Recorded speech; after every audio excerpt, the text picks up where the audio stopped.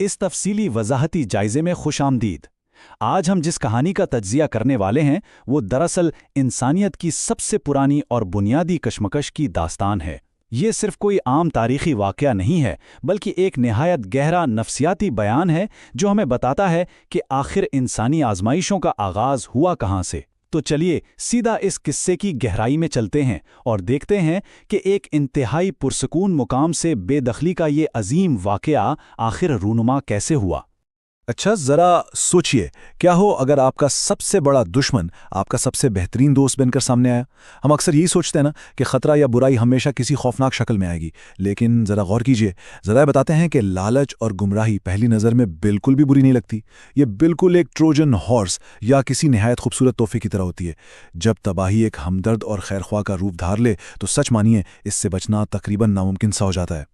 तो आइए बढ़ते हैं हिस्सा 1 की तरफ, छुपा हुआ दुश्मन। अब इस कहानी के मरकजी किरदार यानी इब्लीस के मकसद को समझना यहाँ बहुत ज़रूरी है। माखिज़ के मुताबिक इब्लीस को अल्लाह के दरबार से निकाला जा चुका था। दरबार से निकाले जाने के बाद वो हज़रत आदम अलैहिस्सलाम का जानी दुश्मन बन गया। देखें, इसका मकसद सिर्फ मुखालिफत करना नहीं था, बल्कि ये एक मुसलसल ना ख़त्म होने वाली इंतकामी आग थी। हसद और बदले की इस आग ने ही इस पूरी साजिश को जन्म दिया ताकि किसी भी तरह, किसी भी कीमत पर हज़रत आदम अलैहिस्सलाम को भी इसी आला मुकाम से बेदखल करवा सके। और यहां से शुरू होता है हिस्सा 2, इलाही हुक्म। जन्नत की रिहाइश बिल्कुल गैर मशरूत नहीं थी। वहां सुकून से रहने की इजाजत के साथ ना एक बहुत ही वाज़े और सीधी सी शर्त रखी गई थी। शर्त क्या थी कि एक मखसूस दरख्त के करीब नहीं जाना और उसका फल नहीं खाना। ये पाबंदी असल में कोई सज़ा नहीं थी, बल्कि एक वार्निंग थी कि अगर नाफरमानी की तो नतीजा सिर्फ और सिर्फ नुकसान होगा। मतलब ये हदबंदी इंसान को किसी चीज़ से महरूम करने के लिए नहीं, बल्कि उसे महफूज रखने के लिए बनाई गई थी। फिर वक्त आता है हिस्सा 3 का, धोखे की सरगोशी। अब देखें ये धोखा देने का तरीका कितना शातिर था। माखिज़ हमें बताता है कि इब्लीस किसी दुश्मन की शक्ल में डराते हुए नहीं आया, बिल्कुल नहीं। वो तो एक खैर खां दोस्त, एक हमदर्द के रूप में आया। उसने एक ऐसी चीज का झूठा वादा किया जो शायद इंसान की सबसे बड़ी कमजोरी है, और वो है हमेशा की जिंदगी। फिर अपनी मीठी मीठी और चिकनी चुपड़ी बातों से उसने नाफरमानी के ख्याल को एक जबरदस्त फायदे के तौर पर पेश किया। उसकी सरगोशियां इतनी सहरंगेज थीं कि उन्होंने सोचने समझने की सलाहियत को ही धुंधला कर रख दिया। यहाँ हकायक का एक हैरान कुन और खौफनाक तजाद देखिए।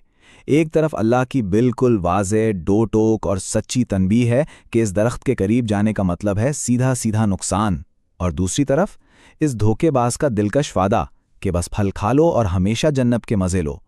होता क्या है कि जब जहन में ऐसी कन्फ्यूजन पैदा कर दी जाती है तो सच्चाई की आवाज़ वाकई मध्यम पड़ने लगती है और झूठा वादा अचानक से बहुत पुरकशिश लगने लगता है।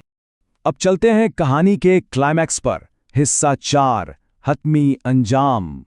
तो दुश्मन की इस नफ्सियाती चाल ने आखिरकार अपना असर दिखा ही दिया। मीठी बातों में आकर हज़रत आदम अलैहिस्सलाम ने वो ममनुआ फल खा लिया, और माखिज़ के अल्फाज यहाँ निहायत सख्त और वाज़े हैं।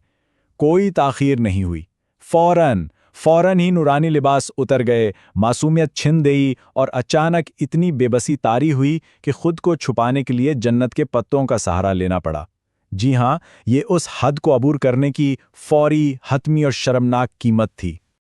और फिर वहां छाई खामोशी टूटती है और वो जलाल वाली आवाज गूंजती है, क्या मैंने तुम्हें उस दरख्त के करीब जाने से मना नहीं किया था? जरा इस जुमले के बोझ और इसकी गहराई को महसूस करें। यह सिर्फ एक आम सा सवाल नहीं है, यह तोड़े गए अहद की याद दहानी है, जाया की गई नेमत का नुकसान है, और सबसे बढ़कर नाफरमानी पर इलाही इताब का बाज़ाब्ता आगाज है। ये जो इलाही अताब था, ये सिर्फ गुस्सा नहीं था, ये उसूलों की याद दहानी थी। 3 बुनियादी बातें याद दिलाई गईं। पहला, क्या दरख्त के करीब जाने से सख्ती से रोका नहीं गया था? दूसरा, क्या ये नहीं बताया गया था कि शैतान खुला दुश्मन है और उसके इरादे खतरनाक हैं? और तीसरा, ये हतमी ऐलान कि इन वाज़ा हिदायत के बावजूद इलाही हुक्म की सरीह खिलाफ वर्जी की गई है, यानी वार्निंग पहले से मुकम्मल और हर लिहाज से वाज़े थी।